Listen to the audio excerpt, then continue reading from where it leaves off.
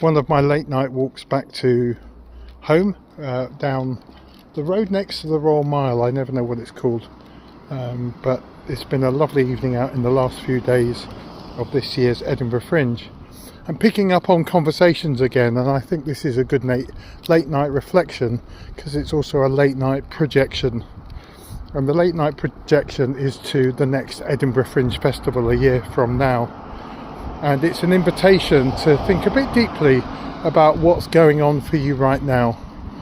One thing I notice is I bump into people who are back with the same show that was a disaster the year before, and they've improved it, and actually they get it right this time, and there's a feeling of satisfaction having learned the lessons of feedback. They haven't blocked out the reviews, they've taken feedback, they've gone back into the rehearsal room, they've rewritten, and they're back to try and get it right this time.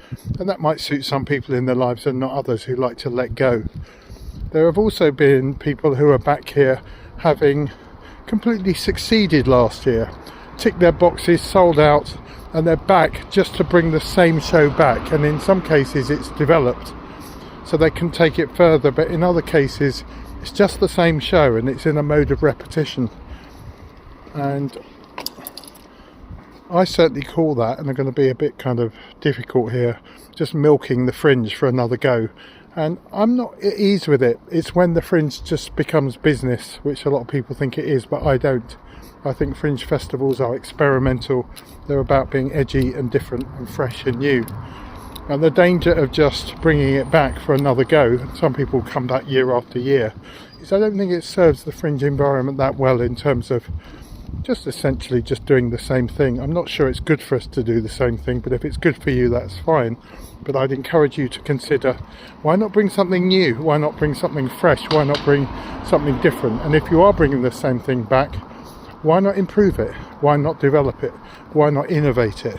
Why not just push your boundaries creatively and take another risk?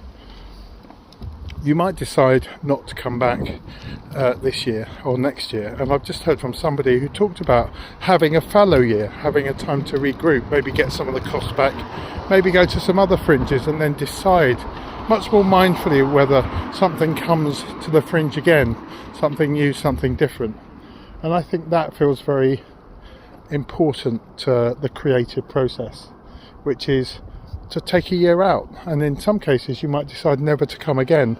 And my colleague and friend JD Henshaw, who used to run Sweet Venues here and runs Dundee Fringe, talks about this Fringe may not be for you. It may not simply be for the work that you're doing here. And the decision that Edinburgh is not for me can be one of the best decisions you make. So it's not inevitable that you come back. It's not inevitable that you don't come back. But what I think is inevitable is that you've got a year between now and whatever you do this time next year. And I think it's worth sitting down, perhaps in the last days of the Fringe or when you get home, and you debrief and don't make automatic decisions. And at the heart of that is a question, which is, are you addicted to this thing? And is it an addiction worth paying the money for? I don't think addictions are good for anything personally.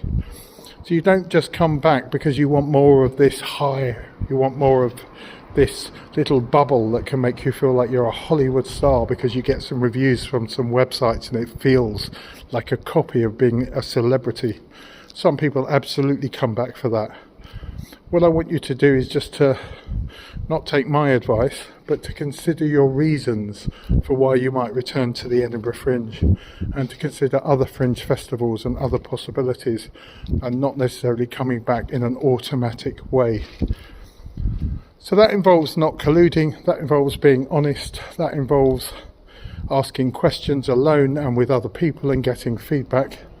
And certainly people that come back year after year can diminish their relationships if the people at home don't feel included, but people also can just worry for you, and they see you come back in a way that you don't, a bit tired and a bit older and not looking like it did you a lot of good.